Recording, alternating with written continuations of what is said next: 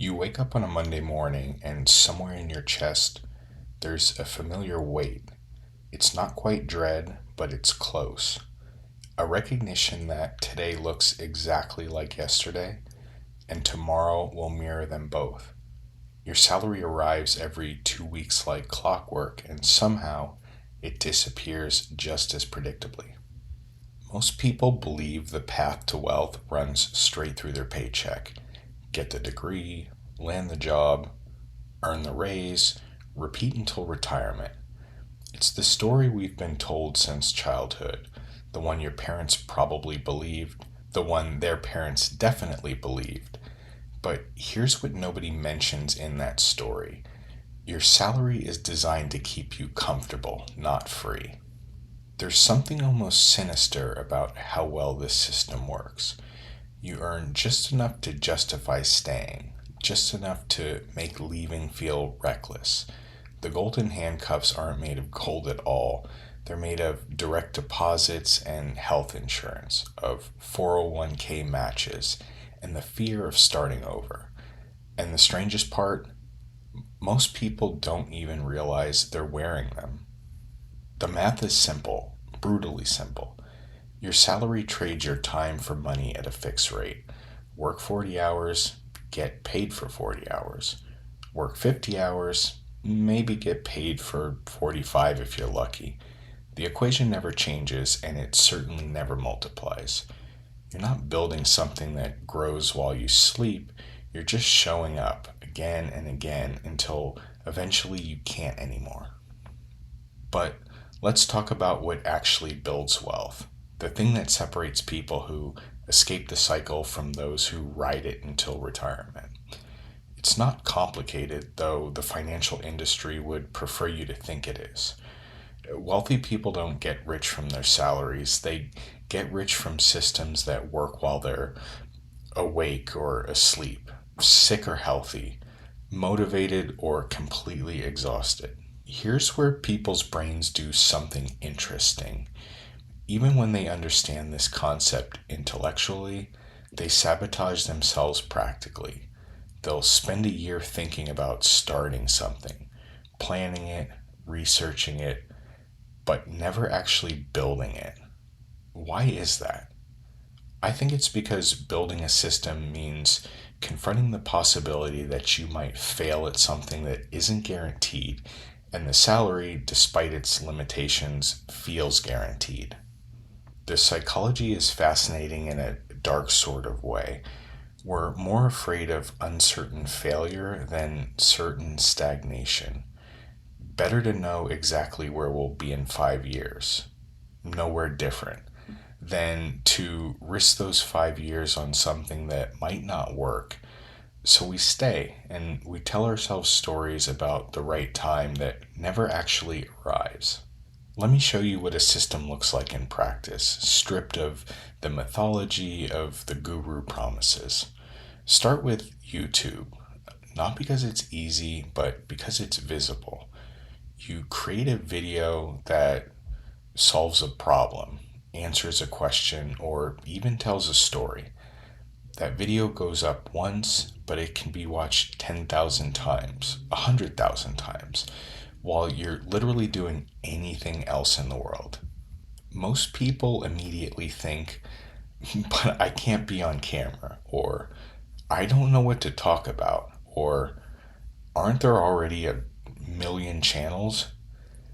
These objections sound practical, but they're just fear wearing a logic costume. Every single one of these problems has been solved by someone who simply decided the objection wasn't going to get in their way. You don't need to be on camera.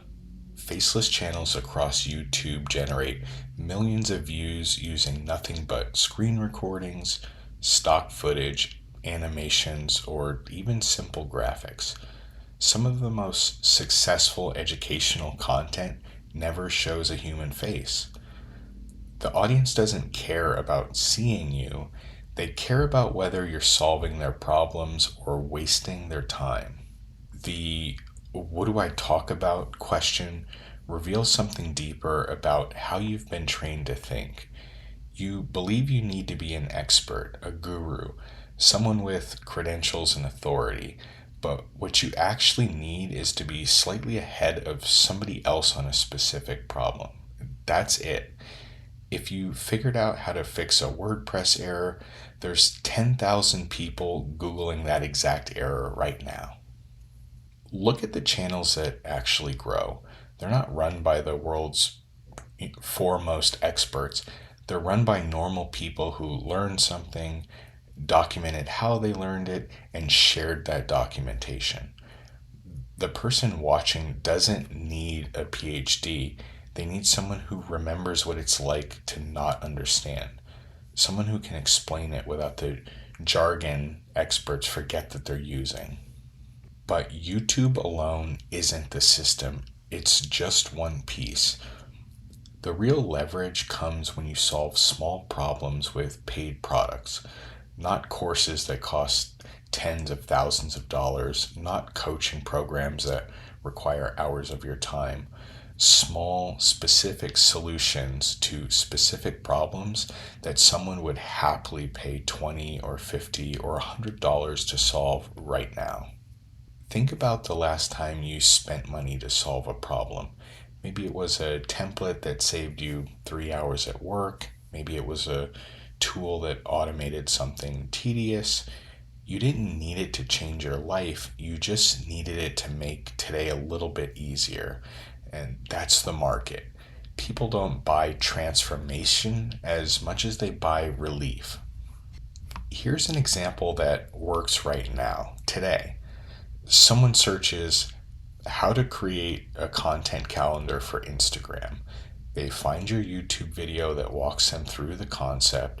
At the end, you mention that you built a template, a simple spreadsheet or Notion board that has everything already set up. It cost $27. A percentage of people who watch that free video will buy it because you just saved them 2 hours of setup work. Another example. Someone is trying to write better emails for their small business. Your video explains the psychology of subject lines and opening hooks. In the description, there's a link to a pack of 50 email templates for different situations, welcome sequences, follow-ups, re-engagement campaigns. It's $47. You made it once and it sells while you're asleep or at work, on vacation, or doing absolutely nothing. The same pattern works across thousands of niches. Notion templates for students, Excel spreadsheets for freelancers, Canva templates for small businesses, checklists for anxious travelers, meal prep plans for busy parents. These aren't revolutionary products. They're actually really small conveniences that people value because time is one of those things that you can't get back and no one ever has enough of. But here's where most people stall out again. They create the first product, maybe make a few sales, and then conclude it's not working fast enough. They wanted transformation by Tuesday. They wanted retirement by Thursday. When that doesn't happen, they decide the whole thing is a scam and go back to the salary, back to trading hours for dollars, certainty for going nowhere slowly. The truth is darker and more hopeful at the same time. Building systems is slow at first, painfully slow in fact. Your first video might get 40 views. I know my first video got 4 views and it was definitely a little bit frustrating. Your first product might sell to 3 people. This is where people quit, right at the moment before the compounding starts to really matter. They plant a seed on Monday and check Tuesday morning to see why there's no tree. Let's talk about paid landing pages, because this is where small money can start turning into system money. A landing page is just a simple website, often a single page that exists to sell one thing. No navigation, no blog, no distractions, just a clear problem, a clear solution, and a button that says buy this. You can build these for under $100 using tools like Card or Gumroad or even a simple Shopify page. The products live there and you point your YouTube videos to it or your social media post or anywhere someone might be looking for what you're selling. The entire operation can run on automation. Someone buys, they get the download, you get the money, and nobody had to do anything manually. This is where the salary model completely breaks down and the system model starts to show its real power. You built that landing page once, you created that product once, but they can generate income 100 times, 1,000 times. Your salary requires you to show up every single time you want to get paid. The system doesn't. And here's the move that most people miss entirely. You take those early earnings, $50, $200, maybe 1,000 if you're really lucky, and you don't spend them. You reinvest them into removing yourself from the parts of the process that you hate or are taking too much time. Let's say editing videos is sucking up your evenings. You're spending 4 hours editing a 10-minute video and it's starting to feel like another job. You take your first $100 and hire an editor on Upwork or Fiverr. Now those 4 hours come back to you. You can make another video, build another product, or just sleep if you're really tired. But you're not trapped in the editing chair anymore. Or maybe writing scripts is the bottleneck. You know what to say, but sitting down to structure it takes forever. You hire a writer to take those rough ideas and turn them into a coherent script. Suddenly, you're producing 3 videos a week instead of one video every 2 weeks. The system starts moving faster than you can move on your own. This is what leverage looks like in practice, not some abstract business concept from an MBA textbook, but the simple act of paying someone to do the things that slow you down. You're not trying to build a corporation. You're just trying to remove friction from a system so it can run faster with less of your direct time. And it scales in ways a salary never could. Your salary might go up 3% a year if you're lucky.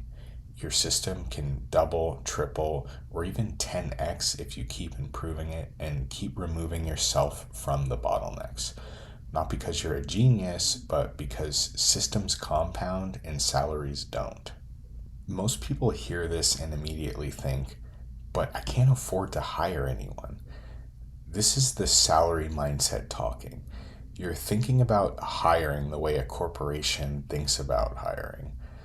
Full-time, benefits, big commitment, hard to fire if they're not doing a good job.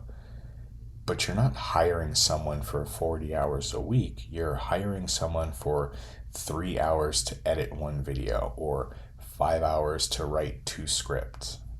The first time you pay someone $30 to do something that would have taken 3 hours, you'll feel it.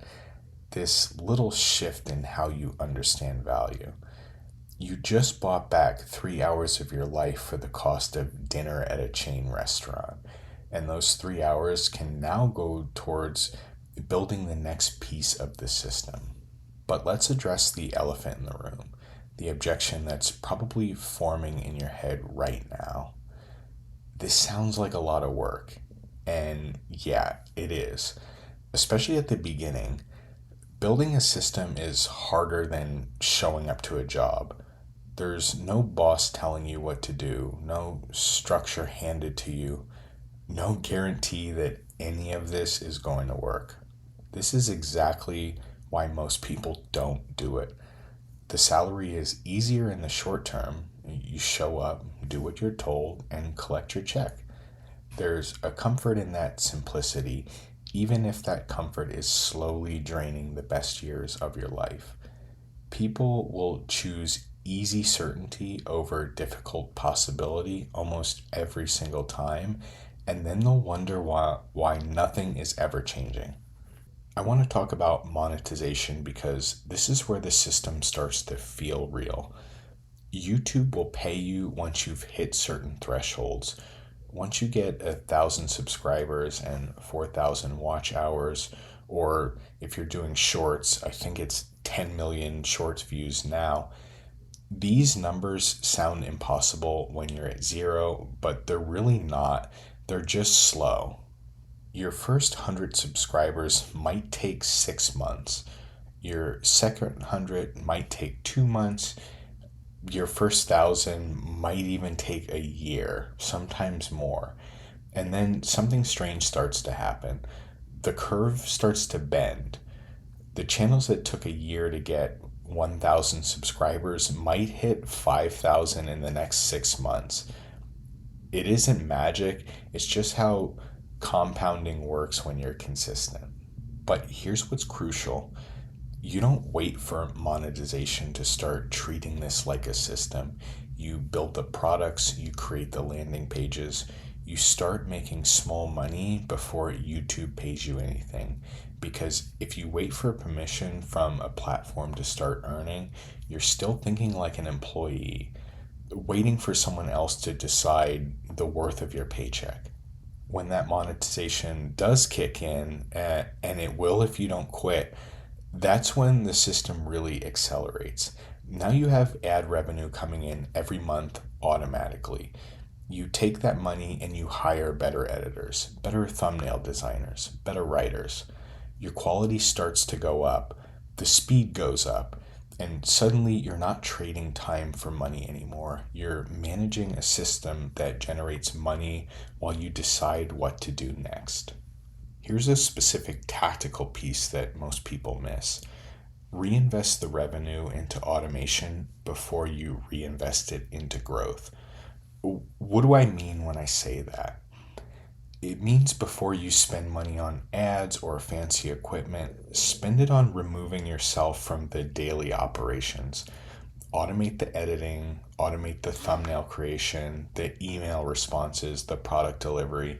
Get the machine running without you in it.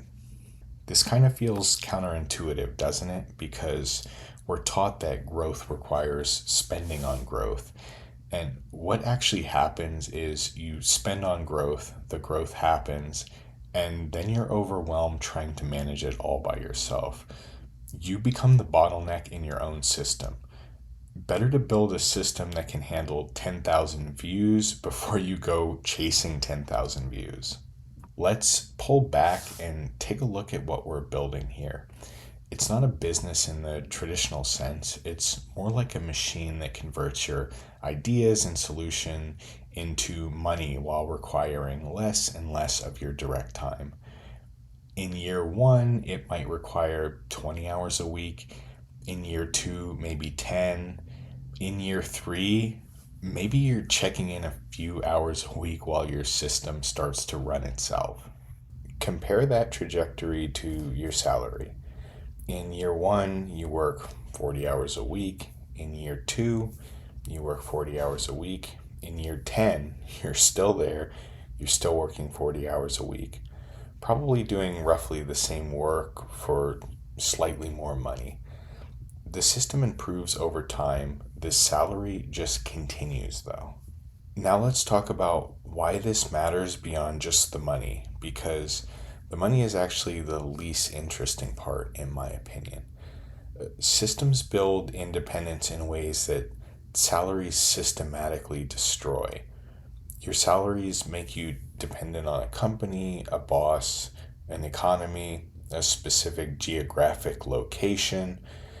The system makes you dependent on whether you continue to improve the system. Independence sounds like a luxury until you don't have it anymore. Then it reveals itself as a thing you should have been building towards all along. Independence means you can move to a different city without asking anyone for permission. It means you can take a month off without negotiating with HR. It means when the company announces layoffs, you're not up at night calculating how many mortgage payments you have saved in your high yield checking account. But here's the part that almost no one talks about. Systems don't get sick. They don't get tired. They don't have bad days or personal crises.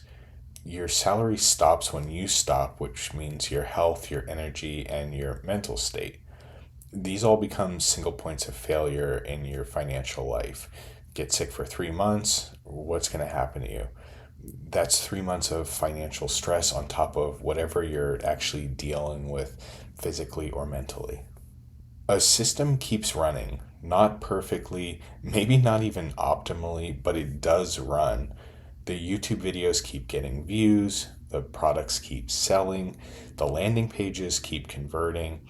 You built something that exists independently of your moment to moment state, and that independence is worth more than most people realize until they desperately need it.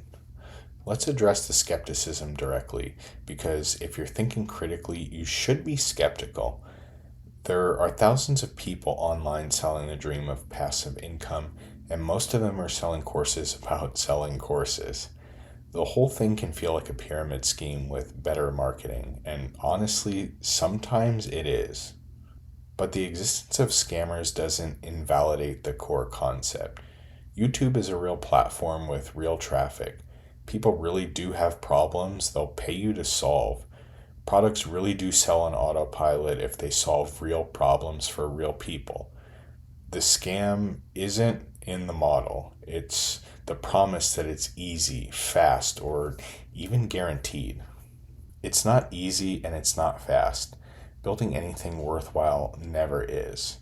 The people who quit after 3 months never see what month 6 would have looked like, let alone month 12. And it's definitely not guaranteed. You could do everything right and still fail because the timing was off, or the niche was wrong, or you just got unlucky.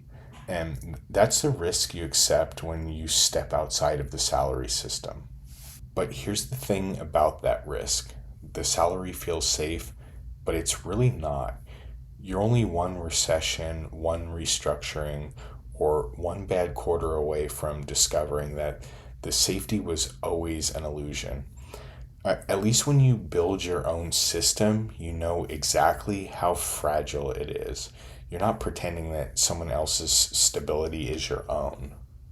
So, how do you actually make it work? Let's get specific here, because philosophy without tactics is just daydreaming.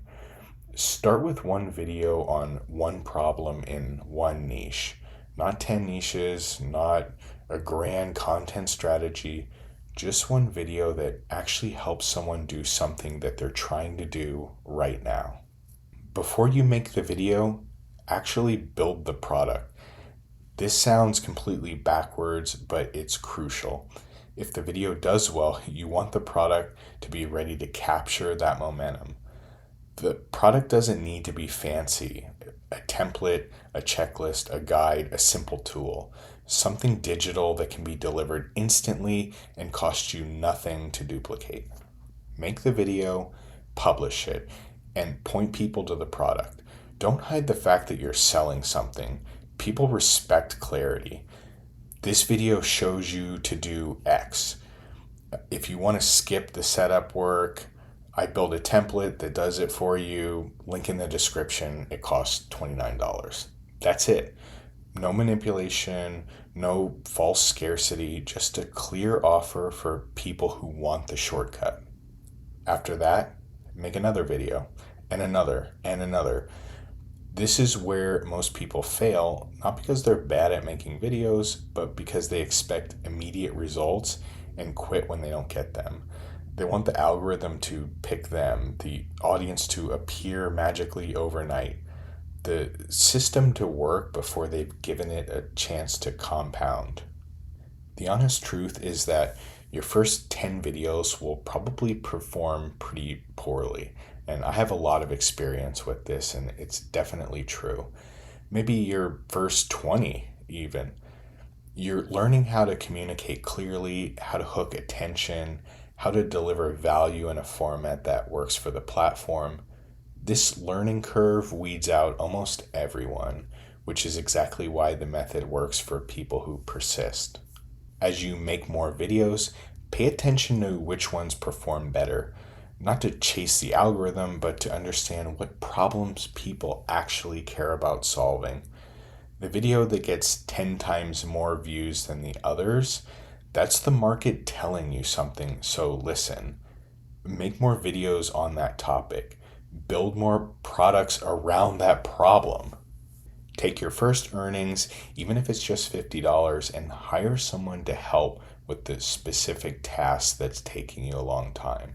Not a virtual assistant for 10 different jobs, just someone who can do one thing better and faster than you can right now.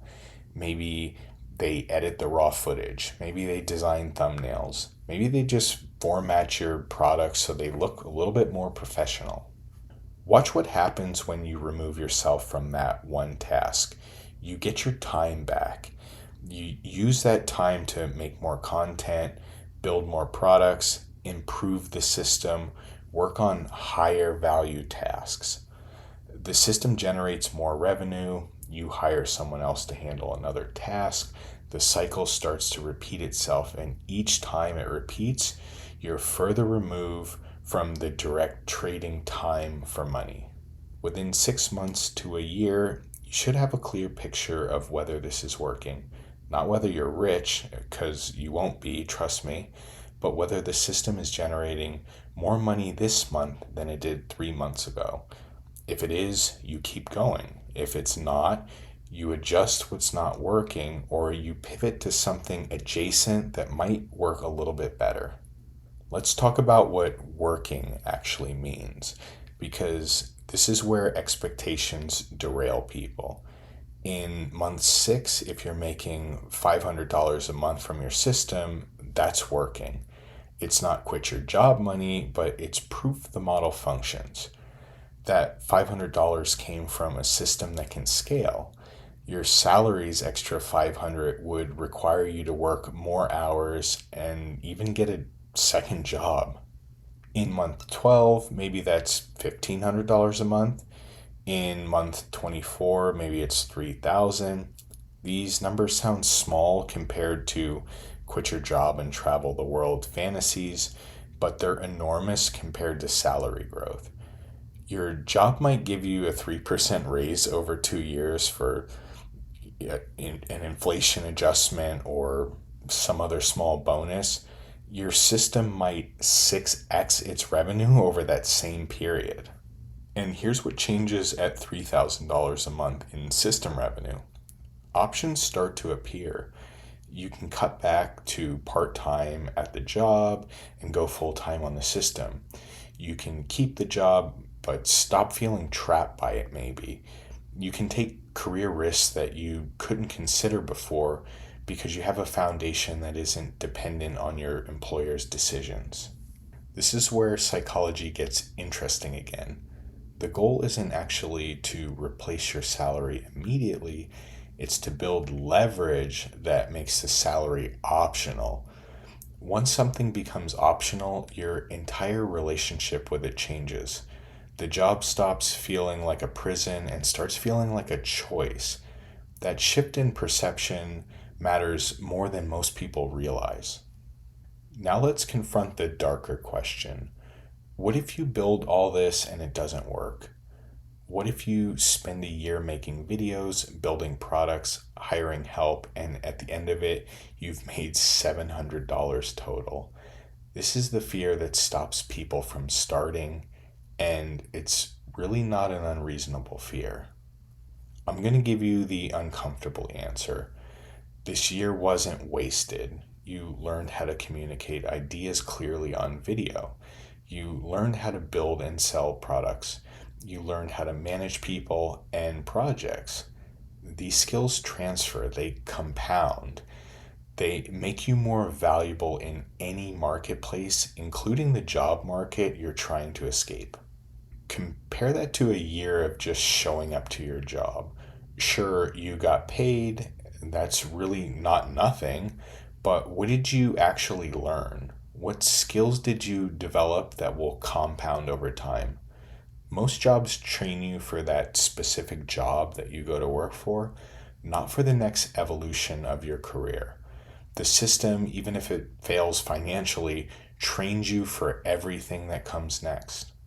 Educational content about software tools never goes out of style. Anytime a new platform or app launches, there are millions of people Googling how to use X. Your video explaining how to use that X doesn't need to be comprehensive. It just needs to solve the one problem they're stuck on right now. And there's probably a template or workflow you can sell them afterwards. Productivity content for specific niches works remarkably well also. Not general productivity advice, everyone's doing that, but specific systems for specific people. Productivity for grad students, organization systems for Etsy sellers, time management for parents of toddlers. The narrower you go, the less competition you face, and the more valuable your solution becomes to the people who need it. Personal finance content for people in specific situations is massively underserved. Not generic advice about budgeting, but specific guidance for specific circumstances. Finance for freelancers, for example. Investing for people with student loans. Money management for single parents. Again, the specificity is what makes it valuable and what makes your products easy to sell. Here's a pattern you'll notice if you study successful creators. They all start by serving a very specific audience with a very specific problem. They don't try to do everything for everyone. They find one group of people who have a problem and they solve it better than anybody else. Then once that's working, they expand to adjacent problems for the same audience. This violates conventional business wisdom that says you need to reach the biggest possible market. But conventional wisdom also assumes that you have a marketing budget and brand recognition, and you don't at this phase. What you have is the ability to show up consistently for a small group of people until they trust you enough to buy from you. Small and specific beats broad and generic every single time when you're starting from zero. We need to address the time commitment honestly, because the worst thing you can do is start this thinking it'll take 2 hours a week. In the beginning, you'll probably need 10 to 15 hours a week to make meaningful progress. That's on top of your job, on top of your life, on top of everything else you're already doing. It's not easy to find these hours at first. But here's the framework that's helped me and will help you. You're not adding 15 hours a week to your life forever. You're investing 15 hours now to build something that requires 5 hours later, maybe. And eventually 2 hours if you get really good at it. The trajectory is towards less work for more output, but you have to put in the heavy lifting up front when the system doesn't exist yet. Most people can't sustain 15 hours a week for more than a few months if we're being honest. And this is actually normal. Motivation fades, life gets chaotic. The early results don't justify the effort. This is why you build in the automation up front and hiring into the process as early as you possibly can. You're not trying to be a superhero who does everything yourself. You're trying to build something that survives your inevitable burnout. Here's a tactical suggestion that matters more than it sounds like it should. Schedule the work like it's a meeting you can't cancel, not, I'll work on this when I have time, because you'll never have the time if we're being honest here. But turn it into something like Tuesday and Thursday from 8 to 10 p.m. are system building hours, not negotiable. Treat it like it's a second job until you generate enough to quit the first job. And when you're in those hours, focus on creation, not consumption. Don't spend the time watching other people's videos about how to succeed on YouTube. Make your own video instead. Don't spend the time reading books about product creation. Build your own product. The information you need is freely available. What you lack right now is the execution, and execution only comes from executing. Now for the psychological traps that sabotage people even when they're doing everything right technically. The first trap is perfectionism, and I know I'm guilty of this myself. Your first video doesn't need to be perfect, it needs to exist. Your first product doesn't need to be comprehensive, it needs to solve one problem adequately. Done and improving beats perfect and never shipping that product in the first place. The second trap is comparison. You'll look at channels with 1 million subscribers and feel like you're failing because you have 200. But those channels started from zero as well, and most of them took years to get where they are. Some of them might even be on their second or third channel, and they've been perfecting their craft in a different arena that you can't even see. Your timeline is your own timeline. The only comparison that matters is whether you're better this month than you were last month. The third trap is really sneaky, and it's diversification too early. You'll get 3 videos in and think, maybe I should try Instagram too, and Twitter. And I heard somebody said you should write a blog, and maybe I'll also launch a podcast while I'm at it. This is just fear disguised as ambition. You're not diversifying, you're diluting your efforts across too many platforms to fail adequately at any of them.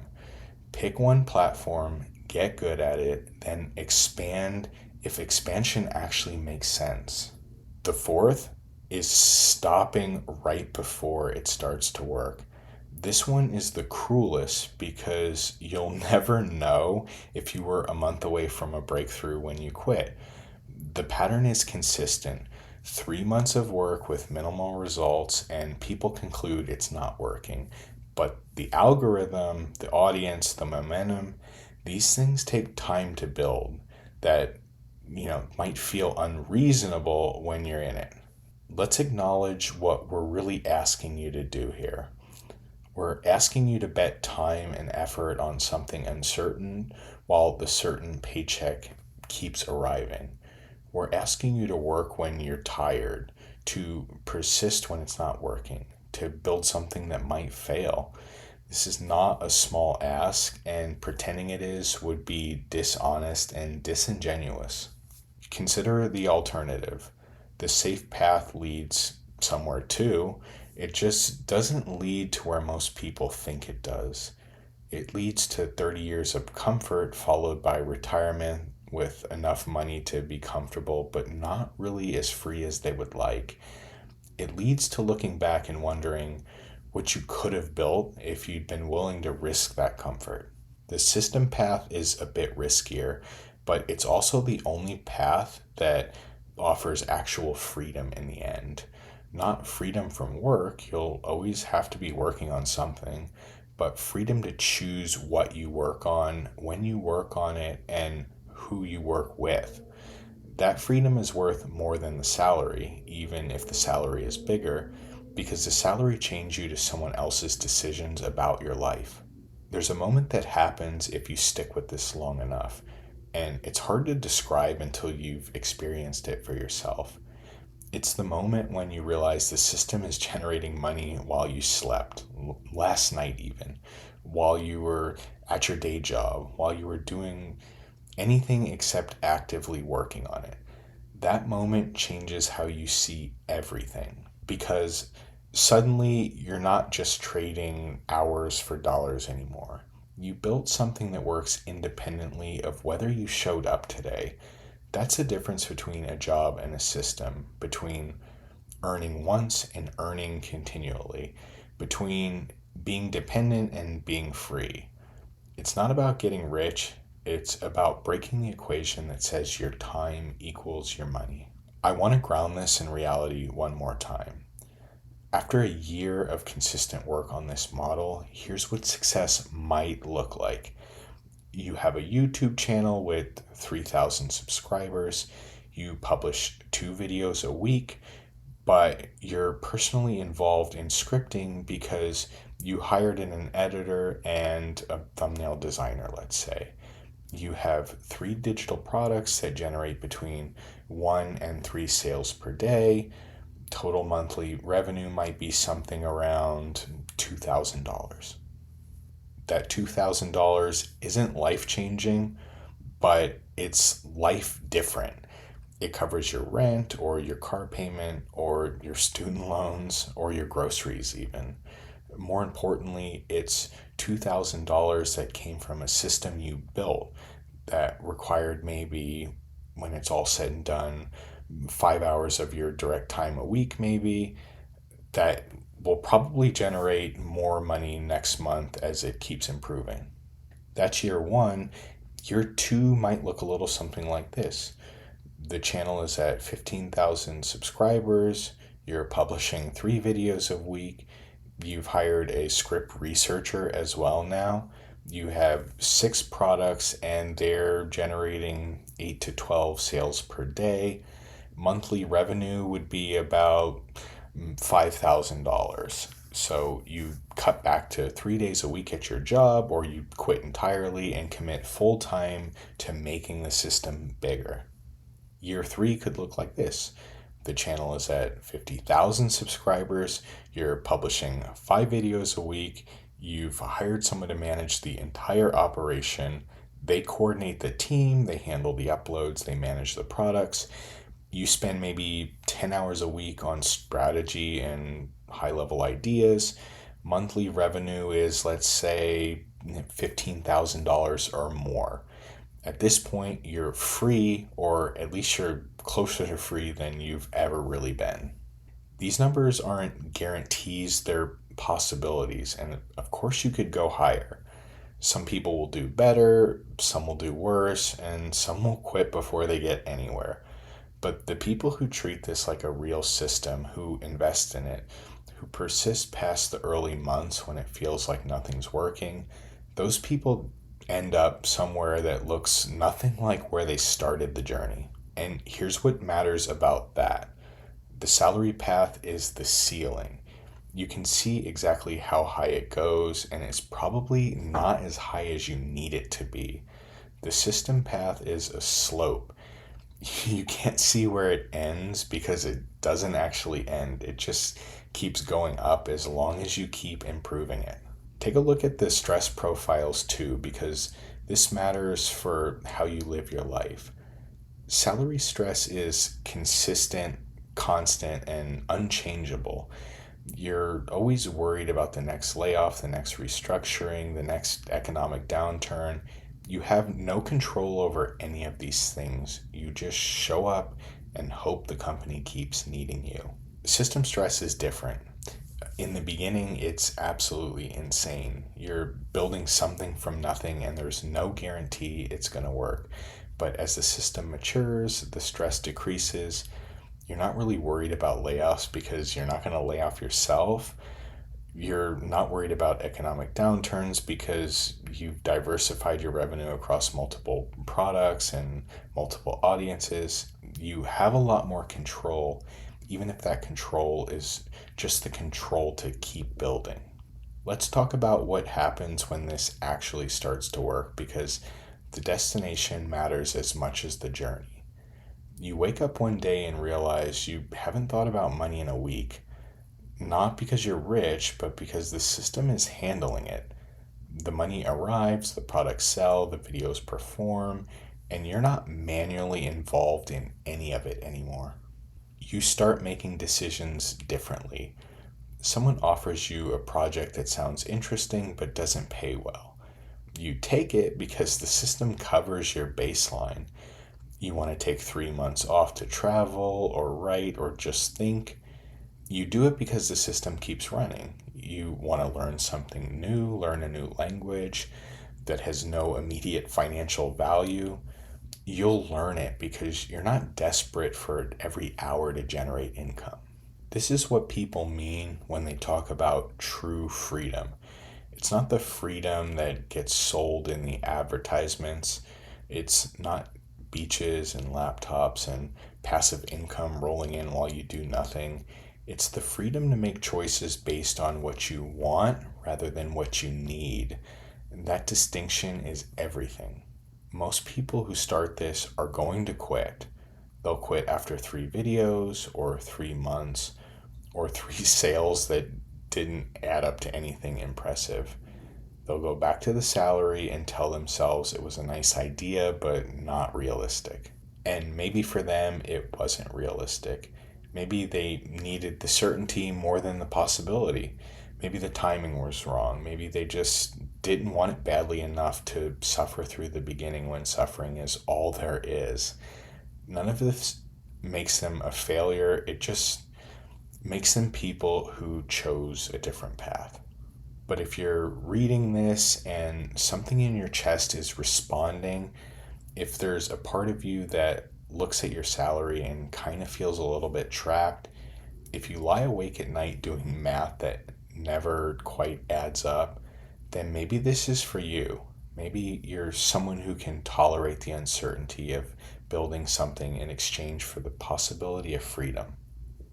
The system won't build itself. The videos won't make themselves. The products won't sell if you don't create them. This requires you to show up consistently for months or years when it feels like nothing's working sometimes. That's the price. Whether that price is worth it depends on entirely how much you value the freedom versus the comfort. There's more to this pattern. Wait until you see where this leads in the next video.